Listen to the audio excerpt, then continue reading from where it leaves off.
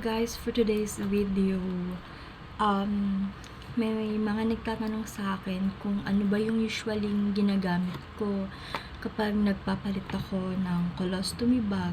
So, magkaroon tayo ulit ng recap since ngayon na lang ulit ako nakapag-post ng video ko. So, first, meron tayong alcohol.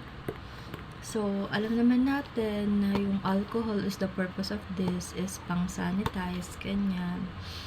Disinfectant, ganyan. So, pagtapos maghugas ng kamay, mag-alcohol kayo. Kasi importante yun para ma-prevent natin yung bacteria bago humawak dun sa mismong stoma or bituka natin. Now, meron din ako, what do you call this? Kalimutan ko siya. Wet wipes. So, ayun, wet wipes. Ayan. This is from Unilove wet wipes. So, mas gusto ko to kasi, ano to baby wipes. So, alcohol-free na siya, hypoallergenic, tsaka paraben-free. So, maganda rin to kasi may aloe vera, tsaka vitamin E. So, punta lang kayo sa Shopee nila. Tapos, marami na silang klase ng wet wipes doon na makikita kayo. So, depende na lang sa inyo kung ano yung gusto nyo.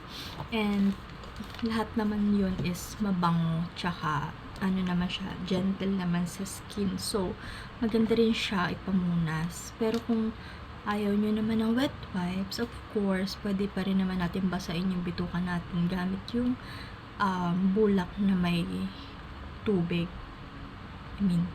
Binasang bulak ng tubig. Tama ba? Basta yun. Basahin mo yung bulak ng tubig. Sorry. And then, I also have this stoma powder. Wait lang, masyadong na ano. So, ito basta stoma powder. Mataas yung brightness ng ilaw ko. So, this is stoma powder. Ganito yung itsura niya. Ayan. So, ganito. Para siyang pulbos. Pero ito, nilalagay ito usually pag mayroon kayong rashes dun sa paligid ng bituka nyo. So, hindi ako makapagpakita ng bituka ko ngayon. It's because hindi pa naman time para magpalit ako. So, hindi ko siya ma-demo. So, explain ko na lang ngayon gamit itong stoma powder. So, pag minsan mayroon mga rashes yung palibot ng bituka natin. Halimbawa, ito yung bituka nyo. Sa labas niya, usually dyan namumula or either dyan may sugat. So, that's the time na gagamitin nyo to. Ibubudbud nyo lang dito sa mismong paligid or doon sa may mismong may sugat ng bituka ninyo. So, after nun, di nailagay nyo na, itaktak nyo or itap nyo lang na onti yung mga excess na powder para malaglag or mapunta dun sa pangsalon yung tissue, ganyan. Pwede rin naman wet wipes, ganyan. After nun, punasan nyo ulit siya ng wet wipes. Kasi once na nilagyan nyo ng stoma powder yung paligid ng bituka, tapos nagkabit kayo kagad ng wafer, may tendency na hindi dumikit yung mismong wafer nyo dun sa stoma. So, which is sayang. Hindi didikit. At the same time, magtatapon tayo ng wafer na alam naman natin na mahal yun talaga, 'di ba? So, hindi siya advisable. So, para ma-prevent natin na masayang yung wafer, punasan muna natin ng wet wipes or ng bulak na basa yung napaglagyan ng stoma powder. So, ganun siya. Parang ibababad nyo lang siya ng mga 1 to 3 minutes. Depende sa inyo kung gaano katagal yung gusto nyong ibabad. Pero ako usually, pinakamatagal na yung babad ko ng stoma powder, 5 minutes. Ganun. Basta hindi active yung bituka natin. Or bawa, nagpalit ka ng ng bag mo, pero tawag dito, pagkakagising mo lang. Maganda rin magpalit kasi ng colostomy bag kapag kakagising mo lang kasi wala ka pang kinakain. So, empty pa yung stomach mo mismo. Now, I have here the stoma paste. So, ayan. Hindi kasi siya makita maliwanag masyado. So, meron akong stoma paste. Yung purpose ng stoma paste is parang protectant niya din. Ayan, ganyan itsura niya. Oops. Kasi hindi siya makita kasi. Protectant niya, ayan. Ganyan. Di ko nahawakan na kasi mahirap to tanggalin. So, ganyan yung itsura niya. Malambot to. Ano naman siya, na ano ba ito yung tawag dito? Nasi-shape naman siya. So, ganito, purpose din ito para ma-prevent natin yung yung mga rashes din sa skin, dun sa gilid ng bituka. Parang pinaka mismong barrier. Meron kasing dalawang klase ng stoma paste. So, kung ang bituka mo is wala namang rashes, walang sugat, or hindi nagkakaroon ng pamumula, ng mga butlig-butlig, okay lang gumamit ng stoma paste na may alcohol content. Tapos, ito kasi, wala siyang alcohol content. So, usually, ang ginagamitan naman ng stoma paste na walang alcohol content is yung mga may sugat. Kasi, kahit anong gawin natin minsan, hindi naiiwasan na hindi magkaroon ng sugat yung gilid ng bituka natin. Lalo na kapag nalulusaw yung wafer, talagang may tendency na mababad yung bituka or yung balat ng bituka natin doon sa pupo. So, yun yung nagkakos ng pamumula, ng rashes, ng butlig-butlig, ano pa ba? Mga sugat-sugat. So, yun yung masakit, yun yung mahapde at mahirap gamutin. So, ayun nga, ulitin ko, meron tayong 2 types ng stoma paste. Ito, non-alcohol content, tapos yung isa may alcohol content. So, nasa sa inyo na yun kung ano yung gusto nyong gamitin. Pero yun yung purpose niya mismo. Yung non-alcohol para to sa mga may sugat or may mga rashes para hindi mahapde. Kasi I'm telling you na once na ginamit mo yung stoma paste na may alcohol content tapos meron kang sugat, may rashes ka, may pamumula ka doon sa gilid ng bituka mo, magdasal ka talaga. Sobrang hapdi po. Parang nasusunog yung balat mo. Ganun siya. Now, meron akong this is from Adapt Lubricating Deodorant.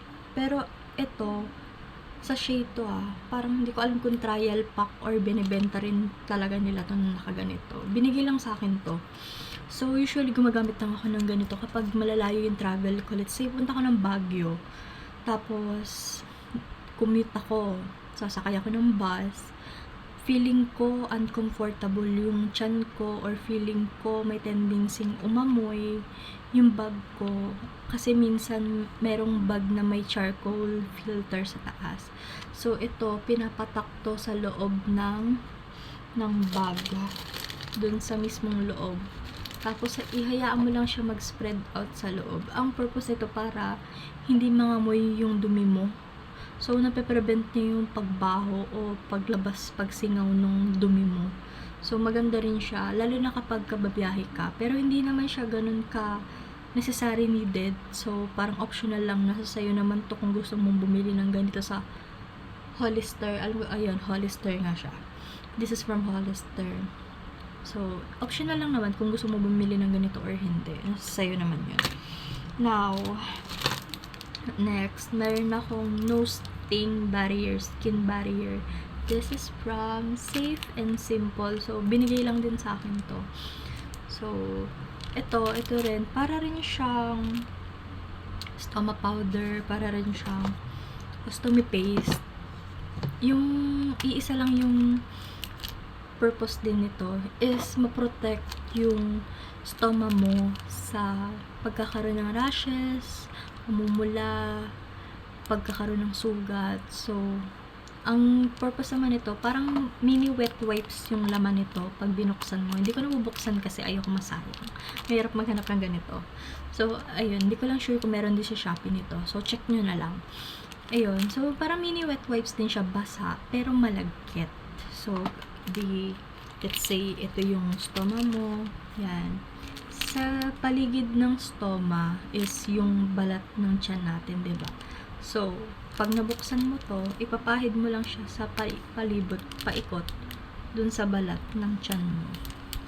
O kaya, dun sa surface na tatamaan ng paglagay ng wafer. Hindi mismo sa bituka nilalagay ito or pinupunas sa paligid lang po. Ayan. So, ganun siya. So, yun yung purpose niya. para magkaroon ng proteksyon yung balat ng balat ng tiyan natin against sa pupu. Pupu, dumi. Yun. So, ganun siya. So, ito, parang stoma paste din to. Meron ito, no alcohol content. Meron ding skin barrier na may alcohol content. So, same lang yung purpose niya. Ganun din, katulad sa stoma paste. Yung alcohol content, yung may alcohol content para sa yung may alcohol content para dun sa walang sugat yung tiyan or gilid ng bituka. So, yung may So, kung wala namang alcohol content, meaning to say, yun yung para dun sa may mga sugat or may mga rashes yung bituka. So, ayan, nagkakabulol-bulol na tayo kasi paulit-ulit nakaka-brain twist talaga yung alcohol tsaka non-alcohol content kasi medyo yung mga products natin is ganun nga, may dalawang klase talaga. Now we have this is a ring barrier from also Hollister. So parang stoma paste din siya pero binilog na klase. So ito, naka-mold na siya. What you need to do is, alam ko na open to. So ayan, pagbukas mo, kunin mo siya, hinakuha mo na, i-stretch mo lang siyang ganyan, no? Until dun sa size ng bituka mo. Huwag mo na syempre yung susobrahan ng laki. Basta kasukat lang na makapasok yung bituka mo dito. So, ipapasok mo rin siya. Bawa, ito yung bituka mo, stoma mo. So, ipasok mo lang din siya. Ayan. Ganyan yung parang magiging purpose niya. Ganyan siya. Tapos, tsaka mo ikakabit yung wafer mo. Okay? So, minsan kasi hindi familiar yung mga patients natin sa paggamit nito. May mga iba-iba kasing stoma accessories na nabibili sa ibang bansa na wala dito sa Pilipinas unless may relatives ka na magbibigay or may magdo-donate sa'yo. That's the time na magkakaroon ka, or either bibili ka sa online pero which is mahal, and mahal din yung shipping fee. So, what else? Bukod doon, gumagamit din tayo ng surgical scissor. So, make sure na kapag wala akong surgical scissor na available ngayon. So, explain ko na lang. So, pag gumamit kang surgical scissor, make sure na sterilize mo or hinugasan mo. Then, lagyan mo na alcohol para bago mo ikabit dun sa mismong, igupit sa mismong wafer, malinis na siya. Hindi na siya magkakaroon ng dumi, gano'n, or hindi ka mai-infect kasi madumi or malikabok yung gunting kasi minsan yung ibang gunting, 'di ba, ginagamit natin kung saan-saan. So, ayun. So, next, meron akong na-order from Alibaba. Nag-try lang naman ako magtingin. Though, meron din naman ito sa Shopee. Parang kalat naman yung ganitong brand. Pero gusto ko lang i-purchase from Alibaba. It's because mas mura doon. Parang mapatak lang siya na, hindi ko sure kung 80 pesos or 100 pesos each compared na bibili mo siya sa online na 170 or 180 pesos. So, bumili ako ng bulk order last June, I think. So, parang ganun. So, this is from Steed Live. So, ito siya. So, Chinese yung nakasulat dyan. Tapos, nakalagay dito, ostomy bag. So, yun siguro yung definition na nandyan dito. So, ayan, this is the brand Steed Live. So, sa loob nito, alam ko 10 yung laman nito kasi paubos na. So, hindi ko siya na-vlog. So, paubos na yung laman. So, this is size 57. Ganyan yung itsura niya. Tapos, ganito yung likod. Pero, sa pagharap nito, ito yung parang pinaka-maximum cut na pwedeng gawin dito sa wafer na to, which is 57. So, may mga pasyente kasi na malalaki talaga yung bituka na umaabot ng 57, 70, minsan meron pa. So, ayun yun. Sa loob ng box, meron kang makikitang ganito. So, ayan. Sana makita. Ayan. Medyo flashy kasi yung ilaw. So, dito, merong iba't ibang uri ng sizes dyan. May 60, may 38, may 25, 45, 20, yan. So, 70, yan. So, dito yung parang pinaka-guide mo kung ano yung size ng bituka mo. So, ako kasi, naglalaro yung stoma size ko sa size 25. Sa 25 talaga. So, tanggalin mo lang yan. Ayan o. Push mo. So, ganyan lang kalaking bituka ko, to be honest. So, maliit lang. Ileostomy kasi yung sa akin. Pero, kapag wala ka namang choice sa pagbili ng bag, syempre, ng wafer, so, pinipili ko yung size 45 or either 38. Pag wala talaga, 57. Pero hindi ibig sabihin na bumili ka ng size 57 na wafer or colostomy bag set, yun na din yung mismong size ng bituka mo. Kaya mo gagamitin to. That's the time na gagamitin mo tong stoma sizer mo. So, ang purpose niyan, paano ba siya gamitin? Ilapat mo, ito yung wafer, diba? Ilapat mo siya. Ayan. Hanapin mo kung saan siya nakapasukat. Ayan. Kung may pencil ka, pwede mo rin naman sulatan yung wafer, yung balat ng wafer dyan sa likod. Kasi ano naman to, papel naman yung nandito or marker, ganyan. And then, tsaka mo siya ikakat dun sa pag after mong magupit, after mong masulatan, madrawingan ng bilog na kasize ng mismong bituka mo. That's the time na gupitin mo siya. So, hindi lahat ng pasyente is pare-pareho yung sukat. So, iba-iba. Kaya, ito yung pinakamagandang purpose para masukat mo yung bituka mo. Kasi yung iba, masikip yung paggupit sa wafer. So, pag masikip, may tendency masugat yung bituka mo, maipit siya, mangingitim. So, mamamatay yung bituka mo. Tapos, may possibility na mapunta ka sa ospital kasi nga, hindi ka aware na naipit na pala yung bituka mo ng wafer. Ganyan. Kaya, nahihirapan na mag-release ng dumi, ng pupo, yung bituka mo. Minsan naman, kapag ganito, bawa, yan, ganito kalaki yung pagkat mo, pero yung bituka mo ganito lang kaliit. So, may tendency magli-leak siya. Anong mangyayari kapag nagkaroon ng leakage yung wafer mo? So, that's the time na mai-irritate yung skin mo, masusunog yung balat, magkakaroon ng pamumula, ng rashes, ganyan. Minsan, meron pa yung kung mapapansin nyo yung may parang butlig-butlig yung gilid ng bituka. Yun, Makati rin yun. So, isa rin sa nagkakos yun ng irritation sa balat natin. So, kaya kailangan sakto lang yung paggupit mo sa mismong wafer. Hindi sobra, hindi rin sobrang sikip. Kailangan sakto lang. So, gamit kayo nito para hindi kayo malost kapag ka naggugupit kayo mismo ng wafer. So, for today's video, ayun lang muna guys. I hope may natutunan kayo. So, magbabasa ulit ako ng comment sa Facebook kung ano yung mga usually gusto nilang matutunan or gusto nilang i-vlog ko about colostomy. Kasi, to be honest, napakahirap po na magpaulit-ulit mag-reply sa Facebook with the same question. So, why not i-video na lang natin, diba? Para at least mabalik-balikan nyo. Kaya, eto po, sharing is caring.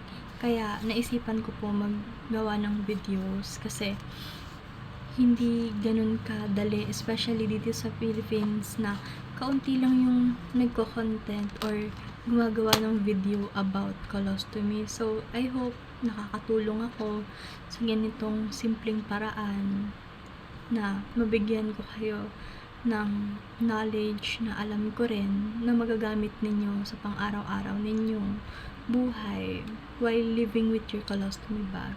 Yun lang. Thank you po.